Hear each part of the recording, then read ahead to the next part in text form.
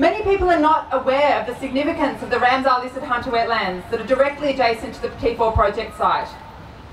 The Hunter Estuary wetlands support nationally and internationally threatened species, such as the Australasian bittern and the green and golden bellfrog. The Hunter wetlands also support 112 species of water birds and 45 of the 66 species of migratory birds that are listed under international agreements. That includes the great egret, the cattle egret, terns, glossy ibis and the white-breasted sea eagle. Many of these species have been recorded directly within the T4 project site at Deep Pond, which would be destroyed obviously if T4 went ahead.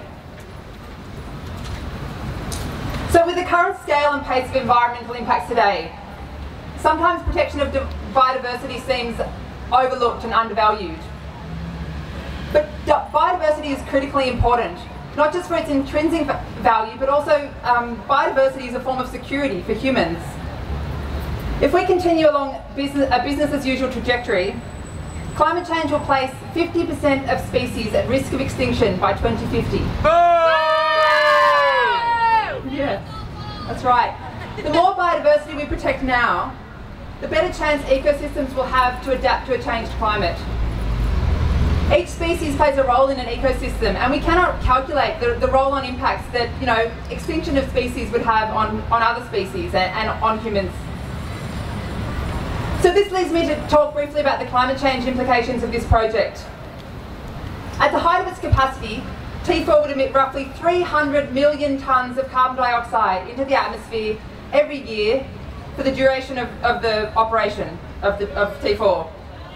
Hold up the valley they leave. Yes. This is equivalent to doubling the greenhouse emissions from every single power station in Australia and every single vehicle on our roads. So this is a really significant contribution to climate change. You know, a significant contribution from Australia to climate change. Yet coal exports are noticeably absent from climate change policy. But the government's climate change policy. Whilst the government waxes lyrical about introducing a domestic emissions trading scheme, no mention is made of responsibility in relation to our coal exports.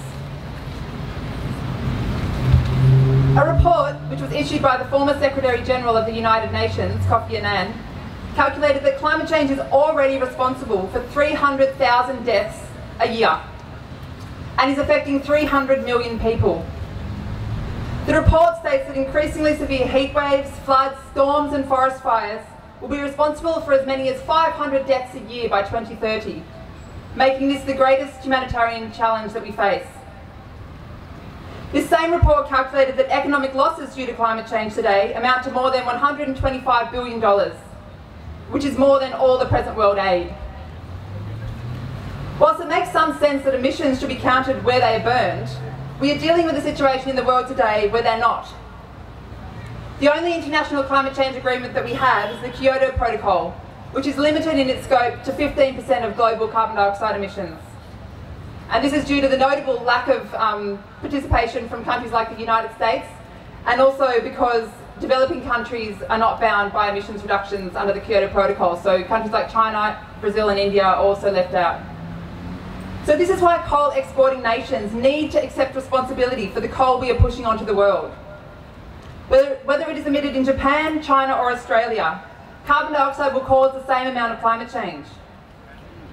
The Australian government needs to use the privilege that we have as a developed country and the finances that we have available to pursue smarter options for our economy and our future.